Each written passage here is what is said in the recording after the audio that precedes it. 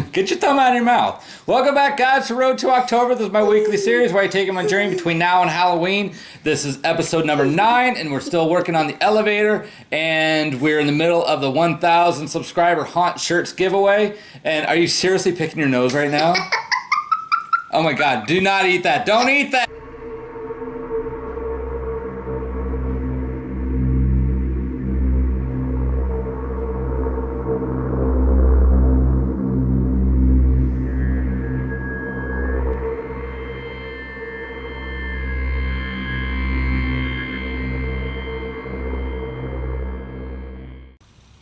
All right, progress since the last time you saw this. So I did quite a bit of reinforcing the structure and everything. Quick rundown of what all I've done. I added that 3/4 inch plate underneath the bags just to bump up the height a little bit. I notched out and added this horizontal bar right through the corners here, and that's because, like I said, the load is going to be pushing up in these corners where the airbags are, and that will help distribute the load across the whole floor. So also in the corners, you can't see them, but I added a whole bunch of these brackets that are up underneath here in the 4 corners. I doubled up the center support there to give a little bit more rigidity, and then the big thing, as you can see, I added these stabilizer bars. And the purpose of that is to keep the structure from doing 2 things. Keeps it from sliding back and forth, and it also keeps it from going left to right. If you're familiar with like a 4-link system on a car, or like a street rod is where you see them a lot, or race cars. Basically, if these stabilizer bars, if they were running perfectly perpendicular, it would still be able to have the tendency to twist back and forth, but just by angling them a little bit, if it were to push this way, it's going to cause tension on this one, and vice versa. So it keeps it from racking back and forth, and it also keeps it from going forward and backwards. Pivot points up there on the floor itself, pivot points back here on the base, and yeah, it's pretty solid now. Still allows it to, drop in the back, drop in the front, and I don't know if you can see this, but if I tried to push it side to side, it won't. It pushes the whole thing itself. So anyway, yeah, that worked out pretty well. Next thing I got to do is do the floors. And the floor is going to get glued and screwed down to the structure there. I'm still fighting with the laminate, but I think it's going to work. I got this first one cleaned up and glued down and everything. It's going to be fine, but it's just a slow, pain in the ass process. And yeah, so I think the other thing I need to do is hook up some air to these, make sure there's no stress points or anything like that looks like it's going to fail. So we want to get the structure good and solid and working before we get too far, and then yeah, so anyway, that's our progress. All right, quick status update on the elevator here. I'm getting everything buttoned up because I'm about ready to put down my panels here, my floor panels. The laminate and everything worked out okay. As you can see, I got them distressed here. This is actually a technique that I learned at MHC in Melissa Winton's class. So nowhere near the caliber that she does, but I think it's passable. There's still a couple more steps that I haven't done yet, which I'm actually waiting to get them put down on the structure here before I do those other steps. So yeah, basically all I did, I had to double up one of the joists because there's going to be a seam there. I got my airline ran. I don't think that I need any electrical on this side of the elevator, but I went ahead and ran a couple lines just in case, because as soon as you don't think you need something, you're going to need some. So I just went ahead and put those there. Whether we use them or not, doesn't matter, but at least they're there just in case. So single airline coming through to this side, because like I said, these 2 airbags are going to be connected to each other, raising and lowering. So I only need the 1 airline to fill the bags, and then to dump the bags, I can put my release valve over on this side with the other ones. So I just need the one airline here, and it's going to tee off to the bags. That's going to be my new catchphrase for the rest of this build, is tee in the bags. We're going to be teeing the bags on this side, and we're going to be teeing the bags on that side. So yeah, that's pretty much it. I have 100 feet of airline, which I think I'm using about 10 of, so I'm going to have this awesome coil of unraveling airline in the shop here for quite some time. But yeah, I think that's pretty much it. I think I'm ready to take off these temporary corner pieces, drill out my permanent floor panels here, and start getting this stuff glued and screwed down. And I think we'll be ready to start going up with it. So. Alright, so I can't really remember where I left off, but I got the floor down. It's all screwed down, glued, and all that stuff.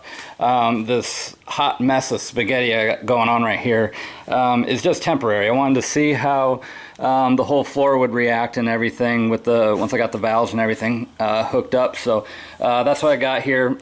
Here's my 4 relay valves, solenoid valves there. Looks like a mess, but it's not too complicated. This is basically how it's going to be set up. It'll just be a lot cleaned up when it's permanent. But airline coming in, and it feeds into the first 2 solenoid valves down here. One's for the front, one's for the back. Air comes out, and they go to either that side over there or this side over here. I have all this extra hose coiled up here because between there and here I have roughly, I don't know, 10 feet of airline. So I wanted to have 10 feet of airline, you know, the same equal distance on this side, just to keep everything balanced, because if I have 10 feet over there and only 2 feet over here, this side is going to want to fill up a lot faster than that side. So that wanted to keep that balance. That's kind of a rule of thumb back when I was into, you know, doing air ride suspension, stuff like that. So anyway, these 2 solenoid valves fill it up. You can see there's a tee off here that go into these 2 solenoid valves. These just have the what the hell are those things called, the flow control or whatever.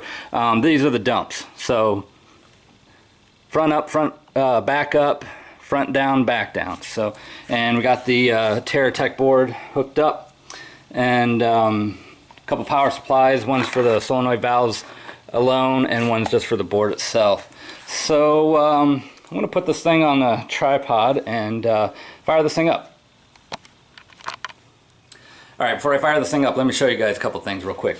So if you can see this here, if I go to my settings and my Wi-Fi, see I'm connected to my TerraTech board there. So if we go back and go here, I'm already on the page. Let's see, I'm going to go to, let's do relays first. So these are the different relays, all 8 of them. Right now I'm only using 1, 2, 3, and 4.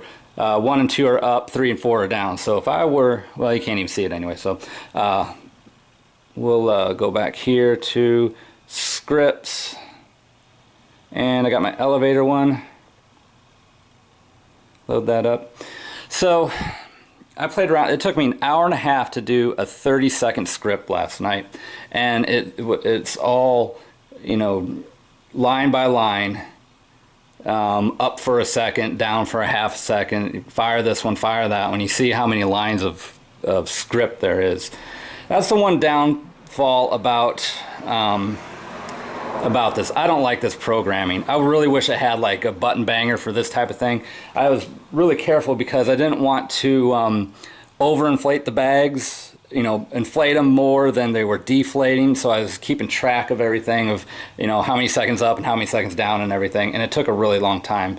And the other thing, if you wanted to alter one of these, you would have to go through and alter every single one afterwards, and it would take a really, really long time. So this was basically just a little test script that I did. I'm not a fan of it. I just wanted to see how this thing would react. So anyway, if I move this back down here,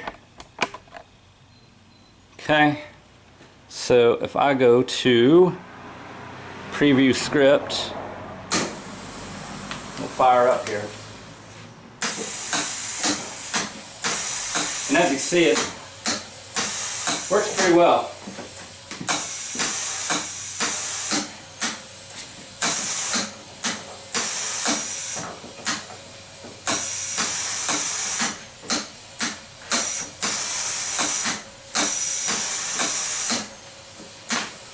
One thing I realized I need to do is the dump valves are all on one side. I need to get those a lot closer to the airbags themselves. That'll allow it to drop a lot faster, because right now it's going through 10 feet of air hose before it even deflates the bags. So that's one thing I got to worry about. But you know, it's just bugs. Never done this before, so a lot of testing and everything. And it didn't get deflated all the way, so I can actually go into, maybe, come on, fat thumb, relays, and I can deflate it all the way. So anyway, that's all I got for now, guys. I guess next I need to take all this stuff back down. I need to run some other wires. I don't like the wires that I ran under there. Run some other wires, and I actually got materials to start building the first wall that has the monitor on it. So yeah, stay tuned for that. All right, guys, that's going to do it for this week's episode of Road to October. Thanks for stopping by. Next week, we're going to be doing the drawing for the 1,000 subscriber Haunt Shirts t-shirt giveaway. The Easter egg portion of the contest has already been found. It was found the same day by Missy Jones from the Haunted Asylum at Camp Frame. I'll put a link down in the description so you guys can go check out her page and everything. It's pretty cool. So anyway, yeah, as you see behind me, we got a lot further on the elevator this week than what was in this episode, so we'll be going over all of that, and that's pretty much it. Thanks, guys, and we will see you next week.